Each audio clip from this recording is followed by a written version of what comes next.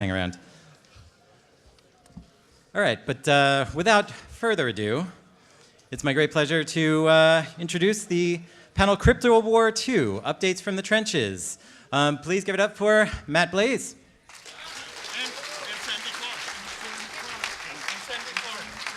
As well as Sandy Clark. Okay. So, thanks everybody. I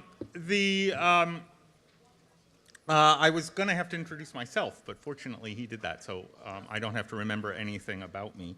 All right, so this is basically a talk about the crypto wars that are going on right now, and kind of an update on some of the different technical things that are going on, and in particular, some of the issues that are likely to emerge going forward as we sort of blunder between the political process and the technical process. How many of you, just by a quick show of hands, saw any of the Republican convention last night? So a bunch of you did. You might have noticed, aside from the words said at it, you might have noticed that that is a very different process than the way we do technical talks. You could very easily say, oh, I am not watching a technical conference on C-SPAN. So there's sort of an impedance mismatch between what the policy community thinks of as the way of resolving controversial issues, which is, let's build a consensus, let's balance interests. And the way the technology resolves issues, which is, let's figure out who's right. And both of those have value for different things, and crypto is one of those things that for the last 25 years, those two approaches have been clashing head on. So what is this about? Well, 20 years ago, in what we now call Crypto War 1, this was about wiretapping specifically. And it was about preserving the ability of law enforcement and, to some extent, the security agencies like the NSA to perform wiretaps in the face of a new threat to wiretapping technology called cryptography. And you might argue that, well, that's not worth preserving, that the whole point of cryptography is to prevent things like law enforcement and security agencies from being able to access communication. But the agencies like the FBI and the NSA don't see it quite that way. They think of these things as being critically important for national security. And they have a big voice in the political process. And where all this started was really most visibly back in 1992, when AT&T, which ironically was my employer at the time, I worked for Bell Labs, introduced this product called the TSD 3600, because AT&T comes up with very catchy names for their products. TSD stands for Telephone Security Device, and this was basically a device, a little hardware box that would sit between your telephone base and your telephone handset. This was back in the days when telephones were wired and had a handset, separate handset. Ask your parents about that. And this was a little box that would sit in between the phone and the handset and do something that a consumer device available to the public had never actually been able to do before, which was encrypt digitally the contents of the phone call. And it was actually designed by the same group in AT&T that builds secure phones for the government. So it was, it had pretty good hardware design and a fairly well thought out crypto design. And basically what it would do is cut off the handset when you pressed the red button on the thing, and start a modem connection to another phone that also had one of these boxes. And once you've started a modem connection, you've now got a digital communications link with your other side instead of an analog communications link. And cryptography is really easy, relatively speaking, to do on digital data. So this device would basically digitize your phone audio and do a Diffie-Hellman key exchange with the other device, display a hash of the key, and that will be important for ensuring that there's no man-in-the-middle attack, and then session encrypt with the data encryption standard, which was the state-of-the-art cipher that was available at the time. So basically, this device would DES encrypt phone calls. And when this came out, and AT&T basically sold them for $1,400 each, and you have to buy 2 of them. So that's because otherwise you're just talking to yourself. So you can imagine that this was not really a huge commercial success in 1992, but it really got the government's attention. The government, I think, calm way to put it would be that the government had a complete freak out when this came out, because they understood that the price of technology tends to go down, and that this ability to encrypt phone calls would eventually become something that didn't cost $1,400 a pop, but rather would be something that would be easily done in everything. And they worried that this would cause wiretaps to basically become obsolete. And this was in 1992. They predicted that within a few years, this device will make wiretapping completely useless. So what happened? Well, basically the President of the United States called the President of AT&T and said, we really don't like this thing. And maybe you can be persuaded to build a device that allows for wiretapping. And here's what we propose that you do. Rip out the DES chip that's in these devices, and instead replace them with a new government-designed chip called the Clipper chip, or the Microtronics MYK78T. And this was basically a drop-in replacement for DES that introduced a new and actually more secure cipher algorithm that had one little asterisk next to it, which is that it implemented a new feature called key escrow. And what key escrow meant was that when you send the initialization vector to the other device, which is part of the crypto exchange, what you also send is an encrypted copy of the session key, encrypted with a key that's held, split into 2 places, but that was a detail, by government agencies, and that could be decrypted if there is a court order presented to the agencies that hold the device. And AT&T said, you want us to take all of these devices, rip out the DES chip, re-engineer it to include this new Clipper chip, and you want us to do that and pull this device off the market that we've been working so hard on? Okay, sure. The carrot was that the government said, and if you do this, we'll buy a lot of them. And so basically, the AT&T did this, and the government bought pretty much all of them. Right, except for, and they've now reached the surplus market, and you can get one now too for about $50. So Clipper was pretty controversial.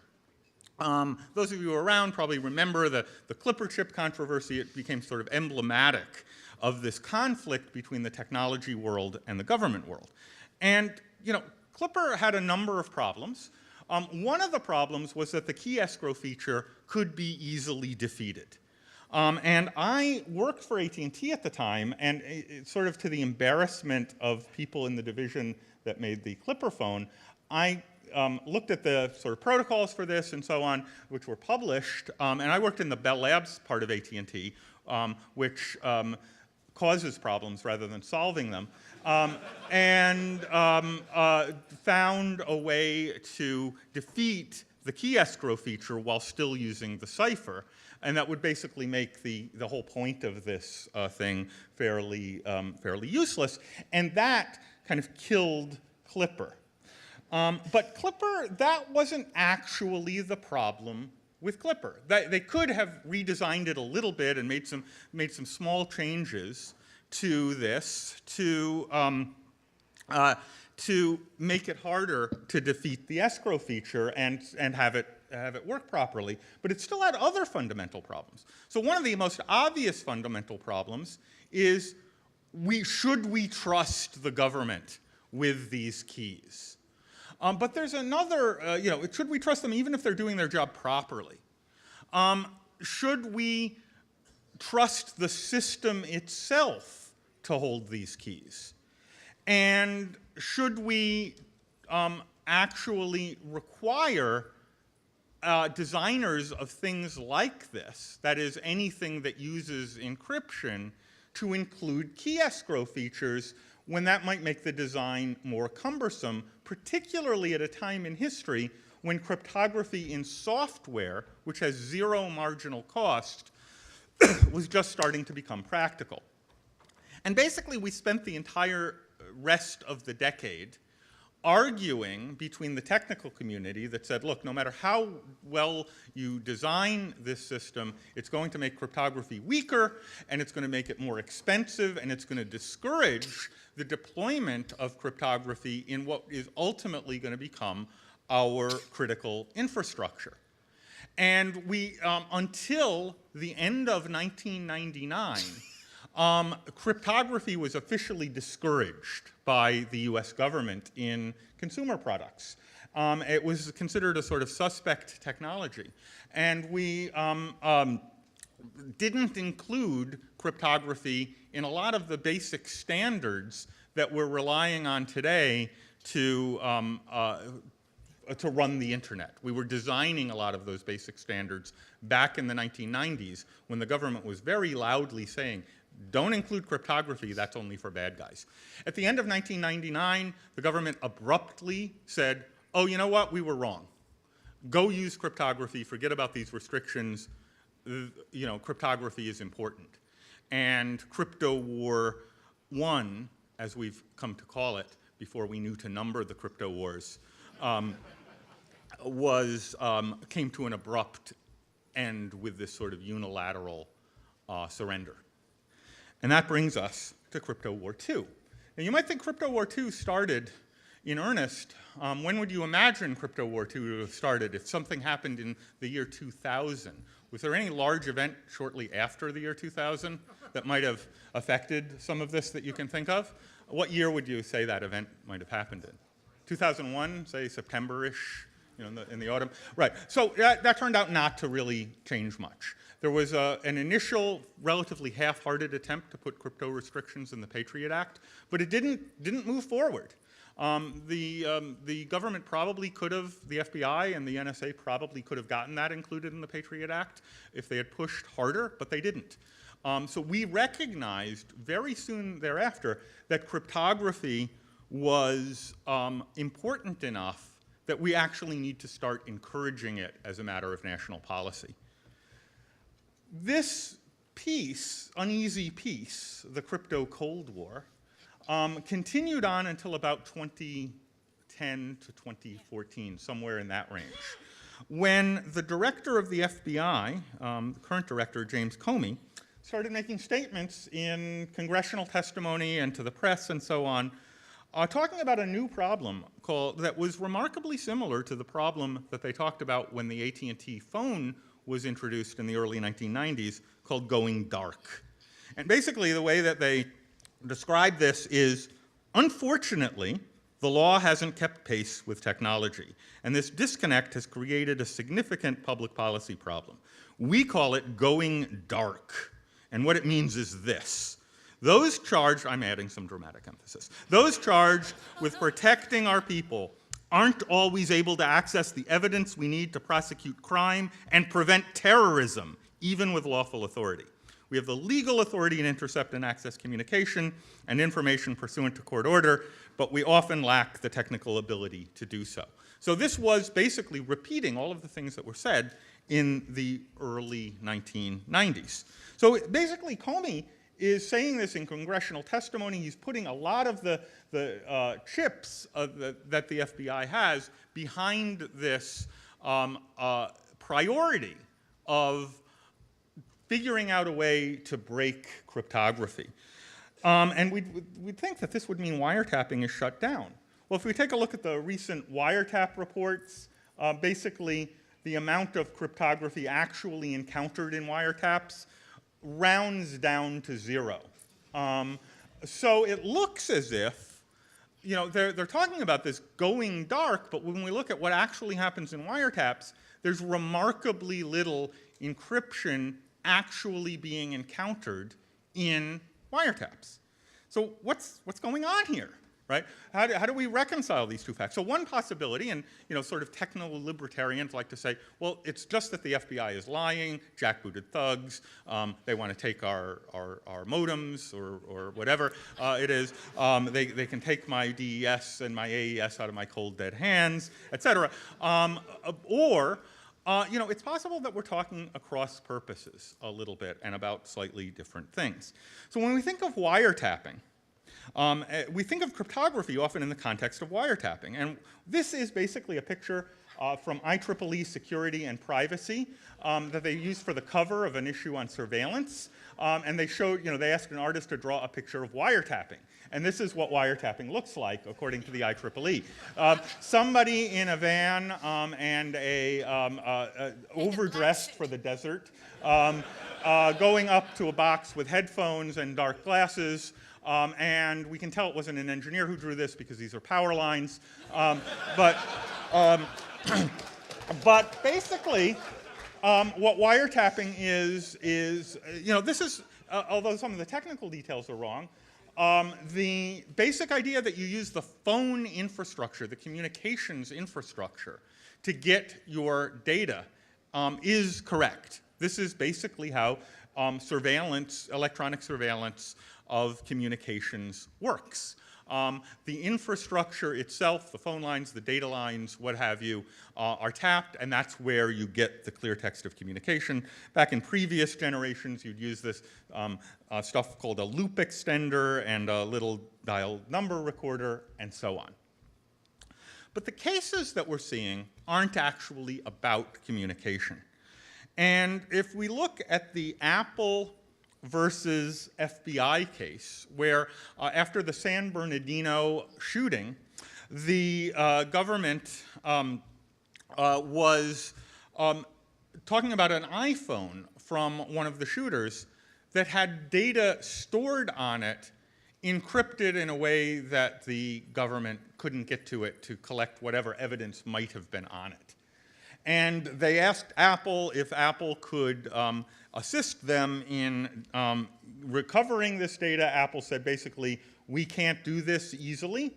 And this started both a technical and a policy battle that was ultimately ended only after a third-party company that hasn't been definitively identified approached the FBI and said, you know, we can build you a solution that can reverse engineer out the key material from this phone for the particular model of iPhone, and basically mooted the issue. So whether or not Apple could be compelled to do that, if they could, was never actually resolved legally. But you'll notice that this case was not actually about the contents of communication. It was rather about data that was stored on a device. And that's where we are seeing most of the actual examples, not from the wiretaps that we've seen, where there's good reporting that's showing there's very little encryption actually out there, but rather devices that are being seized from people. And if cryptography works well, it will prevent somebody who gets hold of that device from being able to get to the data on it. That's ultimately what it's for. So Crypto War 1 was about communications. Crypto War 2 is starting to be very much, although not exclusively, about storage. So I want to talk about failure a little bit. As a computer security specialist, and I know a lot of people in this room are also computer security specialists, I have the unique privilege of being in the one branch of computer science that's making negative progress. Things are actually getting worse rather than better. And we fail at almost every layer of abstraction. We occasionally fail with the cryptography itself, with the algorithms and the protocols. We often fail with the implementation of these algorithms, with the code itself. And we almost always fail when we put systems together as a whole and when we look at how they are actually installed and used. By the time we go from a conceptual cryptography application to an actual system that uses it, we almost always find that there was some unanticipated flaw. And this is the reason that what the government is asking for, which is cryptography with an added flaw, is something that scares a lot of people in the technical community quite a bit. Because this is essentially saying, the only people on the planet who think that computer security is too good are the FBI. So backdoors of the kind that the government have been asking for are pretty dangerous and ineffective.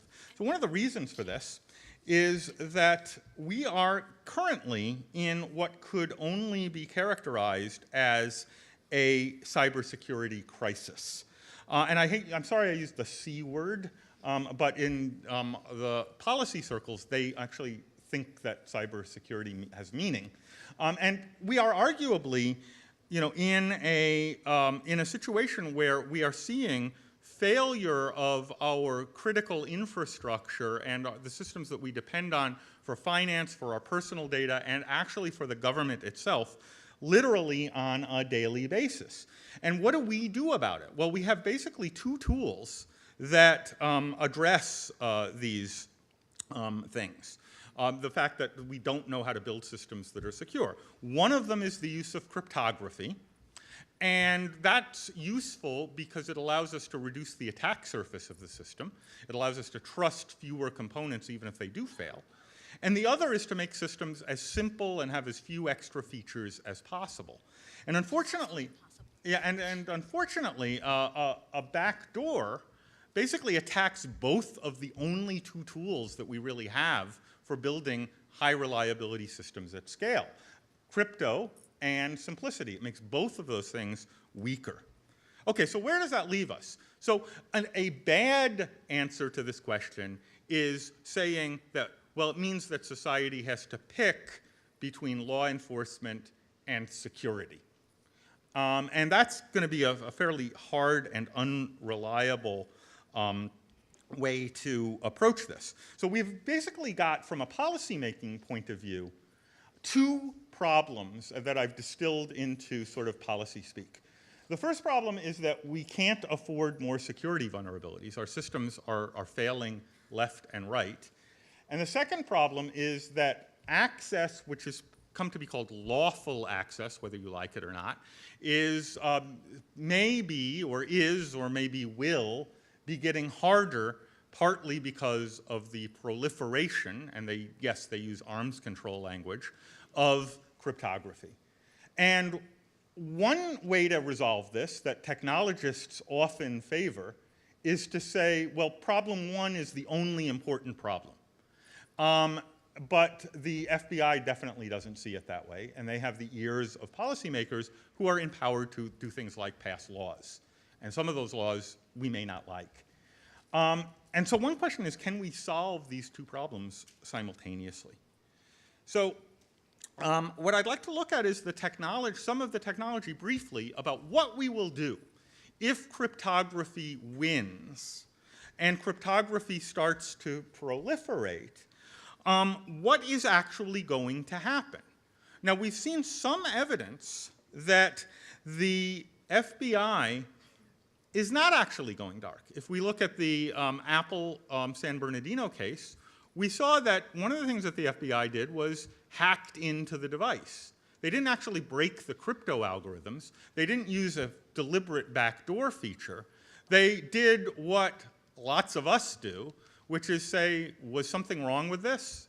And find something wrong with this. And they found it. Who is surprised that they found it? Yeah, probably nobody. So what we're seeing is an increase in the use, a quiet increase in the use of exploitation of devices rather than infrastructure-based wiretapping.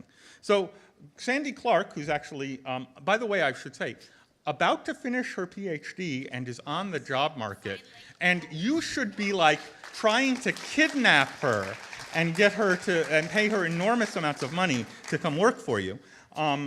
So you can give me a cut of that after when that's succeeds.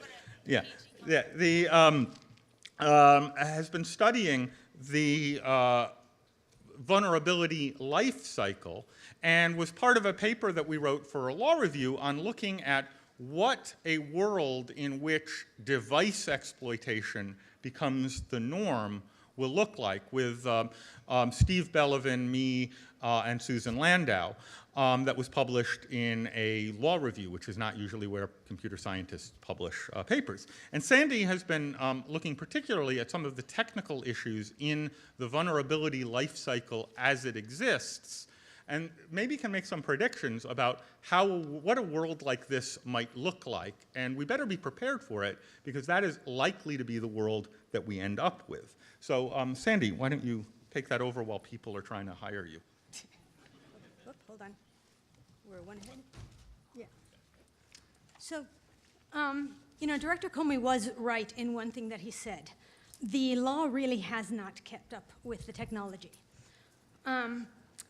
But of course, that biggest argument is that they are afraid that they're going to need access that they have the legal authorization to get, but that they haven't got the technological ability. And what we are arguing about here in this section of the talk is that there will always be a vulnerability that they can use. And this is because we base this on two very simple observations. So are you paying attention, class? Repeat after me. Observation 1, everything is made of software. Ready? Everything is made of software. Observation 2, software is insecure. And it will always be insecure. Now, I'm not naive here, okay? I recognize that it has gotten orders of complexity harder to exploit vulnerabilities than it used to be back in the Morris worm days. Back in the days when you found a buffer overflow and within 30 minutes you had an exploit, and now you find something and you've got 3 weeks to 3 months before you've got a working exploit. Researchers on all sides of the line with all shades of hats are bemoaning the fact that they're getting harder to find and they're getting harder to exploit. And you only have to look at things like Pinkie Pie's wonderful set of attacks in, 2012, in the Pwn to Own contest, which chained together 6 vulnerabilities in order to get through Chrome, to see this order of magnitude difficulty than it used to be. And we've got things now that are used all the time, like we've got fuzz testing and we've got sandboxes, and someday we might even have formal verification. But we've also, let's see, December of 2014, all of the security-related blogs called that year the year of the breach. And in December 2015, all of the security blogs called that year the year of the breach. And guess what they're saying about 2016? And why is this? Because no device that we have exists in isolation. We're not talking about a program. We're not talking about a single piece of hardware or a single piece of firmware. We're talking about an actual ecosystem with a bunch of interacting organisms, some of which are beneficial and some of which are hostile. And it's so complex that we don't really understand it at all, and we sure as hell don't know how to secure it. Not only that, every device we've got is now connected to everything else. Your smart refrigerator is talking to your smart car so that you don't forget to buy cheese on the way home. But it's also talking to your fitness device so that you don't eat too much of it.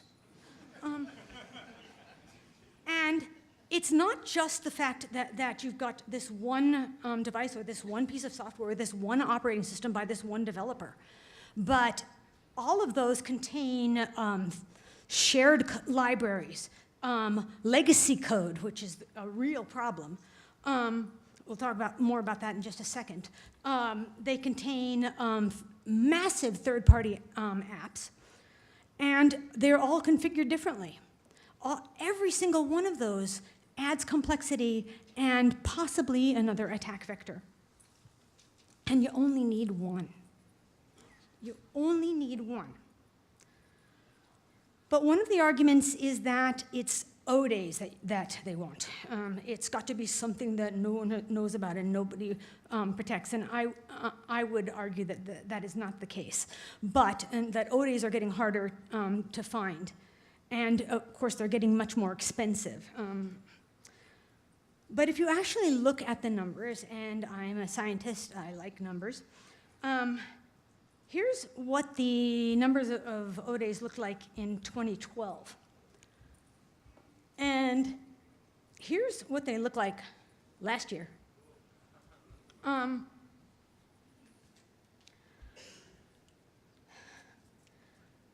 We've got, just for a second, let's go back to O days in legacy code.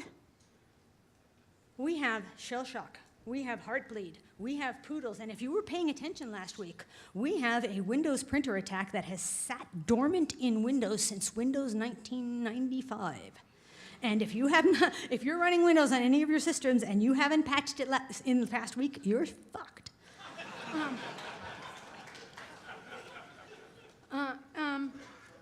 That'll be bleeped for the TV version, yeah. Last year, according to Secunia, there were 16,081 vulnerabilities disclosed. Of those, 84% were patched on the day of disclosure. Now, that does not mean that they weren't known about by people outside of the developers before they were patched, because they very well could have been, but kept secret for a while. A lot of the companies that find and develop exploits nowadays sell them privately for a while and then report them patched. Vupin, anyone? But even if the developers knew about these vulnerabilities, that still leaves, 2,500 vulnerabilities for which there was no patch when they were released. Of those, about 1,100 of them were browser-related. Chrome, Firefox, and Safari predominantly. Oh, and Internet Explorer, sorry. Right, I'm going to forget that one. Of those 2,500 vulnerabilities, of the ones that affected Microsoft, 79% of those affected third-party applications, not Microsoft code directly. So this is an ecosystem problem. I'm not going to talk much more about that. If you want to know, you can read my dissertation. But the key here is that these are available for our law enforcement people to use when they need to. But how do we do that as technologists and still protect our systems? There are some technical issues here, and one of the attacks we get from our three-letter agencies is that, yes, they could develop an exploit, but there's no guarantee that it would work. Well, there's no guarantee that their non-exploit, non-computer, non-device-related techniques work in an investigation either. So it's irrational for them to expect that level of functionality. Anything that our law enforcement agencies do develop for this purpose, they need to be developed in a modular and adaptable sort of architecture, because one of the essentials to protect the population of the world is that we actually fix whatever vulnerabilities are out there when we become aware of them. And so none of these vulnerabilities should actually have that long of a lifetime. And so there needs to be the ability to rope in a different payload into your dropper or switch to a different type of attack. Any sort of vulnerability that they're going to use has to be carefully targeted. It has to collect only the information that the wiretap allows, and it has to collect it only on the person specified, person or people specified in the warrant. It also, like many other parts of surveillance or a criminal investigation, is going to involve reconnaissance. It's going to involve a lot of setup work, but so does anything else they do. And how are they going to do that? The same way that we do, right? You follow the person around for a while. You find out what device they're using. There are multiple ways to do this. We just need to work through how we do it and how we protect it. And of course, they're already doing it. As Matt mentioned, there was the iPhone case. But there's also the Silk Road investigation. If you're not familiar with it, you should read up on the techniques that they used. And there'll be a talk here. Oh, that's right. So definitely attend that talk, and it will give you some more insight into the hacking that our law enforcement agencies are already doing. And another very recent one, have you been paying attention to the kick-ass torrents takedown? That was yesterday. Here's what they did. Here are the really involved technical tools that they did to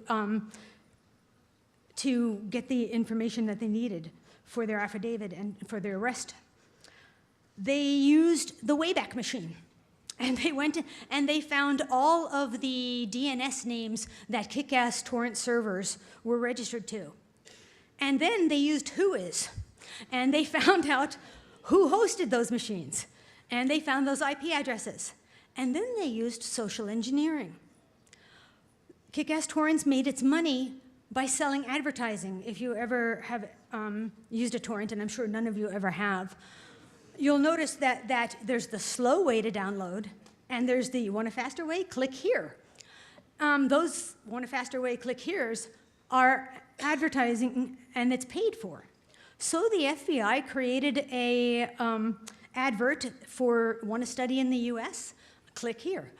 And they paid for 5 days worth of advertising. And this was not a watering hole attack. They did not include in this any sort of malware whatsoever. They simply used it to get the banking information that they needed, because where were they going to pay?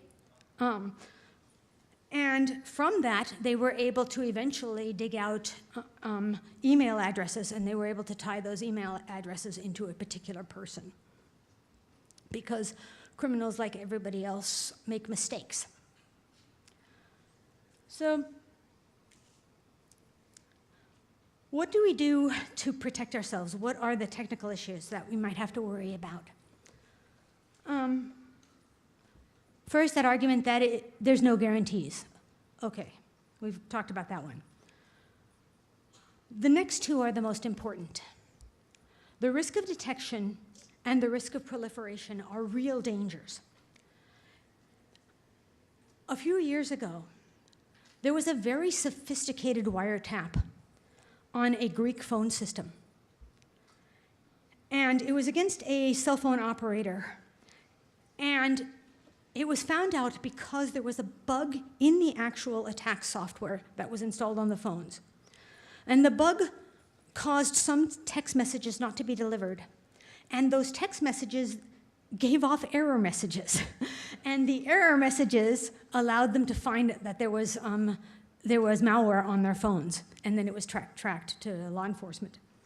The moral of the story is, don't document your mistakes. But this led to a very bad odor for the people who were involved in that project, in that operation. And the risk of proliferation can be described in one word: Stuxnet. This was probably the most carefully designed piece of malware ever.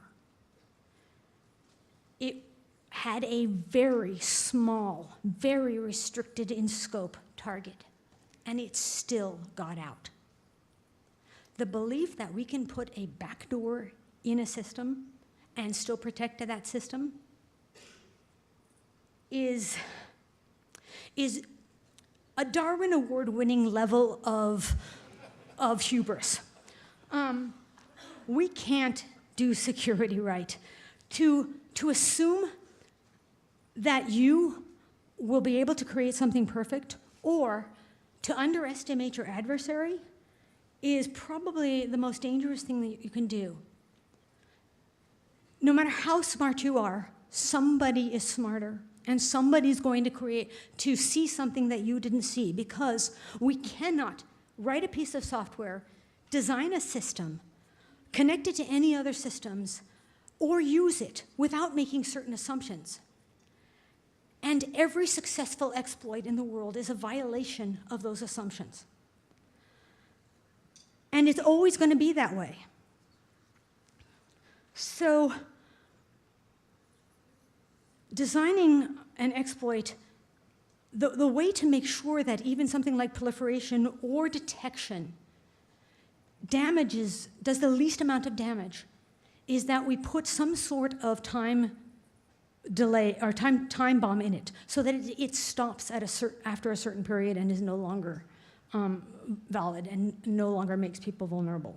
That's a self-destruct, I think, is pretty much the only way that we can do that. And the last argument is that this is expensive, so they don't want to do it. But it should be expensive. It has to be difficult to do. It cannot scale. Otherwise, we have the hoovering up of everyone's information and then never letting it go away. We've got the collection and surveillance of innocent people. And we've got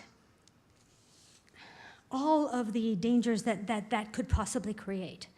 We want a rule of law where those with power have checks and balances.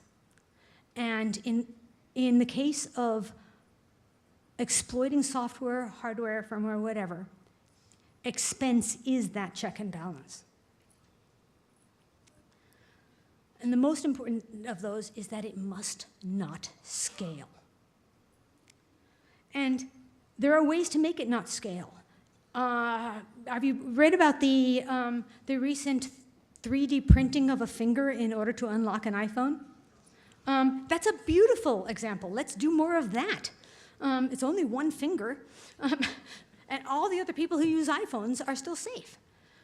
So those are the technical issues, but now we go back to the policy issues, and that's the hard part. Okay. So where that leaves us is there are some technical issues that Sandy identified, but it's clear that these technical issues aren't insurmountable, because what we're seeing is an increase in precisely the use of exploits by our law enforcement agencies. It clearly does not work in every case with their current resources, but it clearly works in some of the cases, and they're doing it. And the interesting thing is they're doing it quietly. The number of times the US Congress has addressed the question and passed a law about exploit use by law enforcement in wiretapping or evidence collection is zero. There has been a change called Rule 41, if you're interested in the federal rules of criminal procedure, that was basically an administrative change that allowed the use of malware with a simple court order on large scale. And it was sort of quietly done without actually Congress being involved. So one of the things is that this world that Sandy described is pretty scary. But it's actually the world that we're moving into right now. And we're moving into that world with very, very little public discussion of what the implications of that are and of what we should be doing moving forward. So there's some harder than the technical issues are the policy issues. Like, what legal authority is required for a government agency to hack into a device or to hack into the computer or endpoint used by somebody? Is it a wiretap order? Is it a regular search warrant? Is it an administrative subpoena? Who decides whether it's allowed? And that's largely an unsettled legal question right now, which is pretty scary given that it's being done. Where should the expertise for this live? There are lots of agencies that collect evidence. Some of them are things like the FBI that have large resources. Some of them are state and local agencies. Should there be some central clearinghouse for this, like the FBI crime lab, or should every agency be left on its own to figure this out? Those are, again, public policy questions and cost questions that we really haven't discussed in either the political world or the technical world. There's what's called, this is a word that I learned in the crypto wars, equities. What does equities mean in the context of cryptography and computer security? Balancing one set of interests against another. And here, there's an equities question of if the government discovers a vulnerability in something used by a target, but that's also used by the rest of us, and by the way, that's pretty much everything, should they report that to the vendor, or should they hold on to it and keep it secret? And there's something called the vulnerabilities equities process that currently exists in the government, and basically we don't really know anything about it. How much are we willing to pay for government exploit development tools? And is this good public policy? Is it a good public policy to have, on the one hand, the government in trying to encourage security of our critical infrastructure, and on another hand, trying to figure out how to exploit it? So the question is, where are we going to end up? And really, there are relatively easy, and by easy I mean hard, but not out of the question, engineering issues and operational issues. There are harder, I think, policy issues, and one of the reasons they're hard is because they've been virtually undiscussed in the technical community and almost completely undiscussed in the policy and law community. And one of the challenges is that this is moving forward without any of that discussion, and as the government gets good at it, we're going to suddenly discover that this was this might have led us to a world that we don't want. So we need to start talking about this. So basically, there are more questions than answers here, but fortunately, we have time for questions.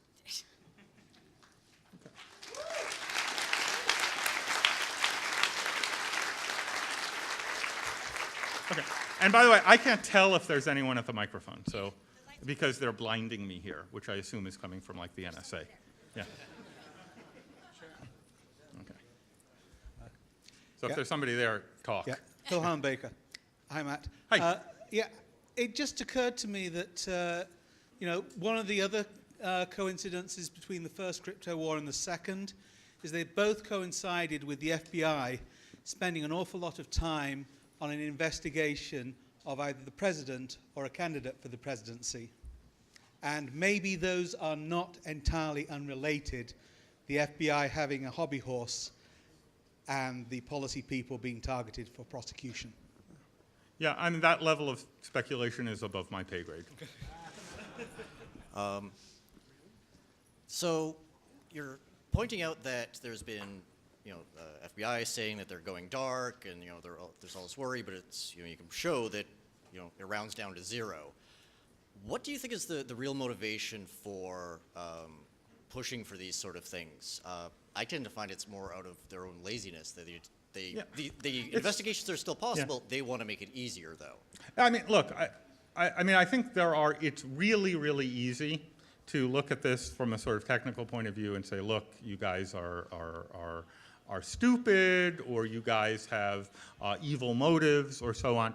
And, you know, regardless of what I personally believe about that set of assumptions won't actually allow us to make progress, right? If you say your solution to this problem is the FBI should be disbanded because they're lazy or they're doing something wrong, that's simply not going to actually work, even if it doesn't matter if it's true. In our public policy debate, I think, you know, the assumption that we probably have to make, whether you agree with it or not, is that the FBI is at least being straightforward in that it does actually have some of the problems that it says it has. Yeah. There may also be another issue here. From talking to friends who are in the FBI, they're restricted on a lot of resources. You think that they've got masses and masses of cyber money being thrown at them, but Cyber money. yeah, exactly. But there may not be that. They may actually we actually may need to go through Congress to get more money allocated to them for this purpose. So. Is there anyone else? Yeah, I've got a quick one. My name is Matthew Weaver. First of all, thank you so much for both of you. It's an incredible overview of the landscape. I'd love to hear what each of you think is the single most important thing we should start doing, like tomorrow morning, around this piece of the problem, where we move from crypto wars to figuring out what it looks like when what we're really doing is compromising devices to get evidence, right? Like, what do we do starting tomorrow? Yeah, no, so the number one thing that I would say is engage with this. Pay attention to those idiots at the political level that are actually making the decisions that will affect what our policies are. You know, for example, the Rule 41 changes, which basically allow an administrative change that allows large-scale device exploitation, happened incredibly quietly within sort of the administrative office of the courts. It didn't even happen in Congress. And they solicited technical input very late and got very little of it. So having smart technical folks, which I would count every single person in this room as, engaged in this issue, talking to people, educating them, we're in a crisis, you're trying to make it worse, is really important. Volunteer in all of your local political offices. Be a technical expert for your local politicians. They need it. And if they can get your set of expertise, it's not hard to do. You just have to go and actually do it. My congressman is Rush Holt, who is pretty damn good. So, so I can say, but I know some of our academic. getting the hook. Oh, sorry, Yeah. sorry. Yeah. There are people. So, Yeah. They're still like- So I want to follow up on that question that gentleman asked, which is a very good one. So Matt and Sandy, I know you both are in academia land. Think this topic should Not be much this? longer. Think this topic got to be integrated into the undergrads and computer science? I teach a course in technology and policy, and I think every school should I have ain't it. seeing this happening anywhere else. Okay, well, go talk to folks. We're getting the hook, so So thanks. fast. You want one more?